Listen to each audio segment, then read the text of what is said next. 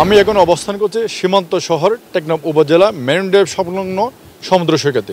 টেকনাফ সমুদ্র সৈকতে জমে উঠেছে পর্যটকদের পাশাপাশি স্থানীয়দের সমাগম।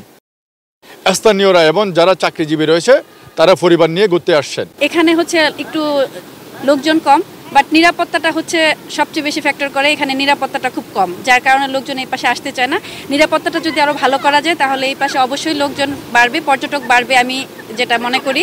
আমরা যখন আসছিলাম তখন এই মেরিন ড্রাইভটা রাস্তাটাও খুব চাপা। এই রাস্তাটা হচ্ছে আগে প্রশস্ত করতে হবে, তারপর পর্যটন শিল্প যদি আমাদের পর্যটন শিল্পকে যদি আরও উন্নত করতে চায় তাহলে এই মেরিন ড্রাইভের রাস্তা ঠিক করতে হবে। এবং এই জায়গাটা মেরিন ড্রাইভের এই যতগুলো রিসোর্ট আছে সবগুলোতে নিরাপত্তার ব্যবস্থা ভালো জোরদার করতে হবে। এখানে পর্যটকের জন্য ছোট ছোট যে কুটির আকারে যদি ঘর নির্মাণ করা হয়, যেমন কি বলে গ্রাম দেশে ছন বলে, ছাউনি,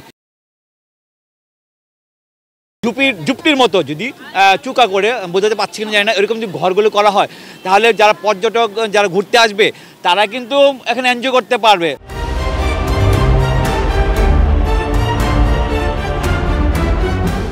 টেকনাফ মেরিন ড্রাইভে কিছু রিসোর্ট, রেস্টুরেন্ট এবং চটপটির দোকান রয়েছে।